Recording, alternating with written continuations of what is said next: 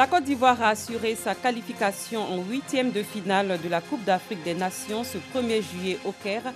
La sélection ivoirienne finit deuxième du groupe D grâce à sa victoire 4-1 face à la Namibie. Les épreuves écrites du CEPE se sont déroulées aujourd'hui. Plus de 500 000 candidats prennent part à cet examen sur toute l'étendue du territoire national. Bonsoir, bienvenue dans le 19h. Boris Odilon, merci d'être avec nous sur ce plateau. Écho de Cannes, c'est tout à l'heure. Qu'allez-vous nous proposer ce soir? Vous l'avez déjà dit, l'information capitale et majeure de cette journée, c'est la brillante qualification des éléphants de Côte d'Ivoire qui ont battu la Namibie sur le score de 4-1. On va longuement s'étaler sur cette qualification de nos pachydermes. Merci Boris Odilon. À tout à l'heure donc pour Écho de Cannes. Mais avant, je répète, la Côte d'Ivoire n'a pas été éliminée au premier tour de la Coupe d'Afrique des Nations pour la deuxième édition de suite. Les Ivoiriens disputeront le second tour de la CAN 2019 le 8 juillet prochain à Suez contre le vainqueur du groupe E.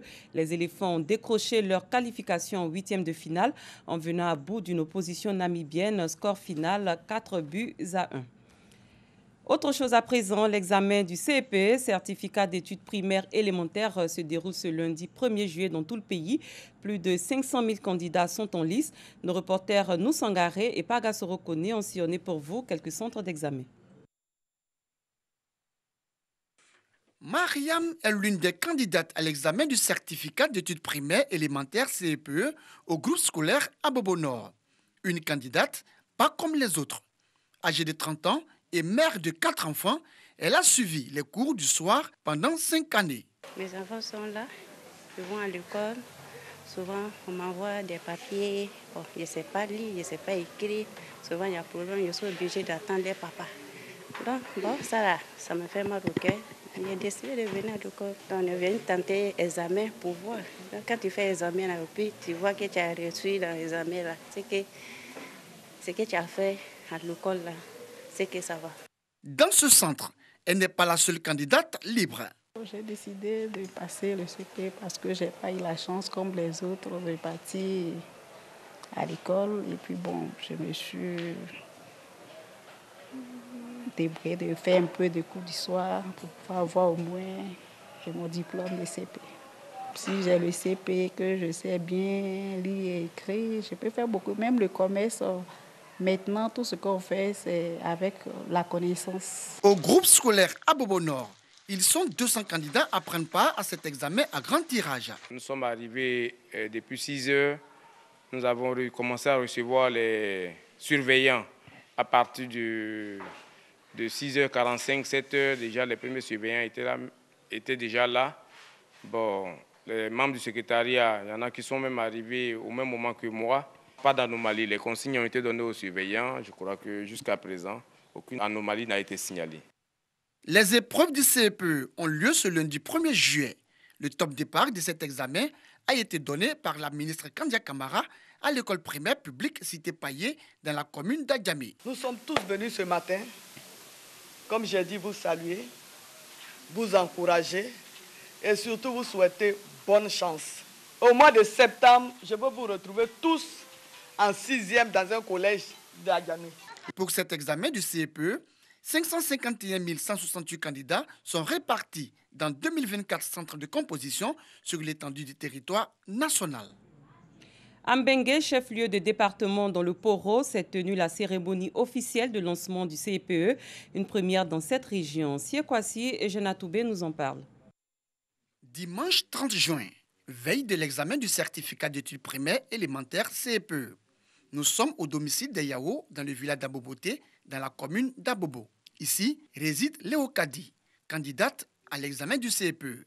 Je suis à temps d'étudier pour l'examen. Ça fait des jours que je me prépare pour l'examen de lundi. J'ai bossé sciences avec histoire. C'est que j'ai bossé beaucoup de matières. Je pense que ça peut aller pour l'examen.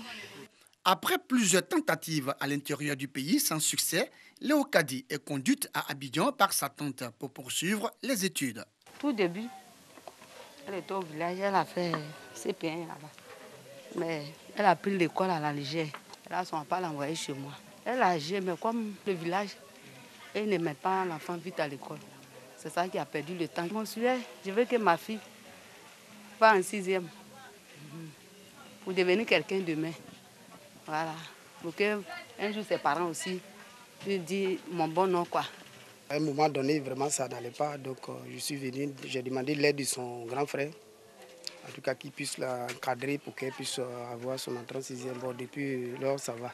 Lundi 1er juillet, jour tant attendu pour le démarrage des épreuves du CEPE. Nous retrouvons Léo Kadi en compagnie de son frère aîné en direction de son centre de composition. 8 heures, c'est le démarrage des épreuves. Après plus d'une demi-heure, Léo Kadi peut se rassurer pour la suite des épreuves. J'essaie de faire de mon mieux. Quand je connais, c'est ça que je fais. J'espère que les autres épreuves seront bien. Après l'exploitation des textes, elle devra affronter d'autres matières que sont l'éveil au milieu, la dictée et les mathématiques. Rendez-vous est pris pour le 15 juillet prochain, date prévue pour la proclamation des résultats. Vous venez plutôt de suivre l'élément sur le déroulement de l'examen du CEPE pour une candidate libre, Léo Kadi. Elle a été suivie par nos reporters Nousangaré et Pagassoro Kone. C'était dans son centre de composition dans la commune d'Abobo. Nous repartons donc à Mengue, chef-lieu de département dans le Poro, où s'est tenue la cérémonie officielle de lancement du CEPE. Une première dans cette région, c'est ce que nous disent Siekwasi et Jeanne Atoubé. Scolaire Issa Koulibaly de Mengue. C'est l'établissement que la direction régionale de l'éducation nationale du Poro a choisi pour le démarrage officiel de l'examen du CEPE dans cette région. Le top départ de la composition est donné par le directeur régional de l'éducation nationale, Yassine Koufi, accompagné du préfet du département de Mengue. Les candidats reçoivent ses conseils et ses encouragements. On ne regarde pas sur le voisin, on se fait confiance entièrement.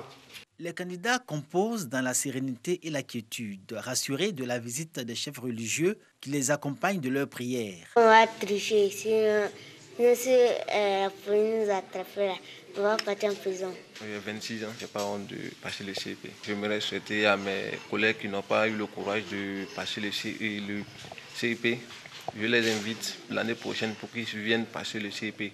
Après Mbengue, le directeur régional de l'éducation nationale et ses collaborateurs ont sillonné d'autres centres d'examen, comme ici dans le village de Koni à l'heure de l'épreuve d'éveil au milieu.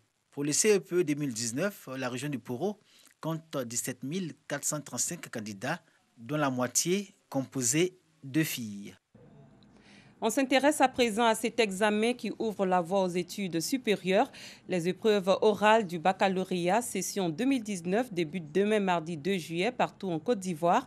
Les candidats vont affronter les épreuves écrites du baccalauréat du 8 au 12 juillet prochain. On y va à présent pour Écho de Cannes.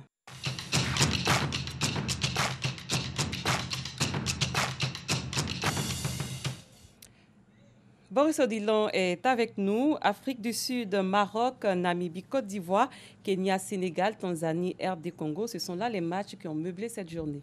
4 matchs très plaisants nous ont été donnés de voir aujourd'hui. Dans le groupe C, au stade de l'Académie militaire du Caire, l'Algérie vient de battre la Tanzanie sur le score de 3-0. Dans le même temps, au stade du 30 juin, le Sénégal et le Kenya se sont affrontés. Score final 3-0 au profit des Lions de la Teranga avec un doublé de Sadio Mané. La rencontre qui intéressait tous les Ivoiriens, c'était bien sûr Côte d'Ivoire-Namibie sur le cours de 16 heures. Elle s'est soldée par une victoire sans appel des Ivoiriens sur le score de 4-1 au stade du 30 juin. Dans l'autre position de la même poule, le Maroc a battu l'Afrique du Sud sur le score de 1-0.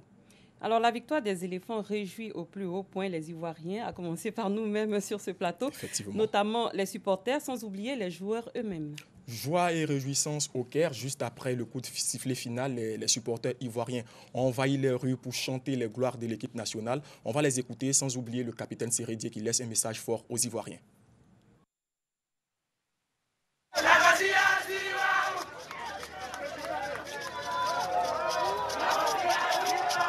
Ouais, la victoire c'est tout. Voilà. La Côte d'Ivoire au deuxième tour. On ne peut pas rêver mieux. À la grâce de Dieu, ça va. Je veux dire aux Ivoiriens qu'on a mal quand ils ont mal. On est content quand ils sont contents.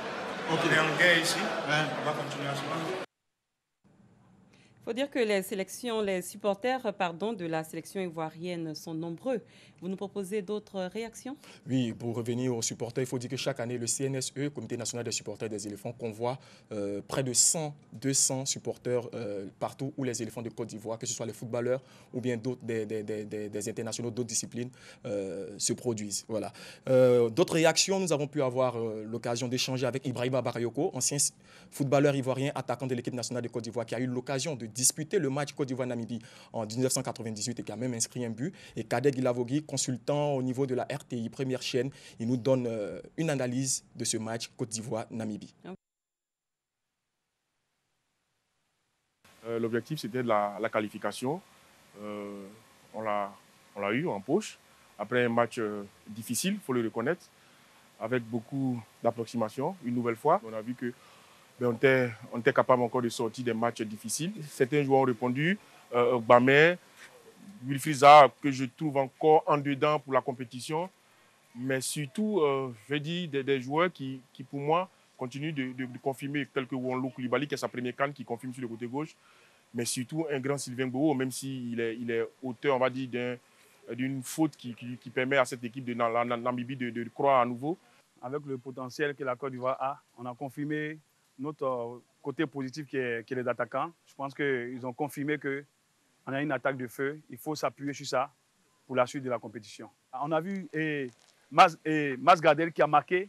Et puis on a vu le capitaine qui a donné le signal sur la révolte. Même en premier mi-temps, après la première mi-temps, il a réuni tous ses amis sur le terrain. Et il a motivé tout le monde. Et c'est lui qui déclenche le deuxième but. Et très rapidement, on va revenir sur le classement de la Côte d'Ivoire après cette victoire. Dans la poule D, le Maroc occupe la première place avec 9 points, suivi de la Côte d'Ivoire 6 points. L'Afrique du Sud, avec 3 points, occupe la troisième place, la Namibie en quatrième place de cette poule. Dans la poule C, l'Algérie, avec ses 3 victoires en 3 matchs, occupe la première place avec 9 points, suivi du Sénégal 6 points. Les autres équipes sont en ballottage défavorable pour une potentielle qualification. Et quand est-ce que l'équipe de la Côte d'Ivoire sera en attraction de nouveau? Dans une semaine, exactement le lundi 8 juillet, le prochain match de la Côte d'Ivoire. Peut-on avoir une idée des équipes qualifiées pour les huitièmes de finale? Les équipes qualifiées sont Madagascar, Nigeria dans le groupe B. Dans le groupe A, nous avons l'Égypte et l'Ouganda. La RDC est en attente d'une éventuelle qualification. Dans le groupe D, la Côte d'Ivoire et le Maroc. La Côte d'Ivoire qui vient de se qualifier. Et dans le groupe C, l'Algérie et le Sénégal. Parlez-nous des matchs de demain. Demain, sur le coup de 16h, dans le groupe F, nous aurons l'opposition Bénin-Cameroun et Ghana-Guinée-Bissau. 2 matchs comme tous les matchs de la troisième journée de la phase de poule. Et à 19h, Angola, Mali et Mauritanie-Tunisie. Merci infiniment, Boris Odilon. On va se retrouver demain à la même heure. À nos bonnes heures. Donc, fin de cette édition. Merci de l'avoir suivi. Très bonne soirée. Les programmes se poursuivent sur RTI2. Au revoir.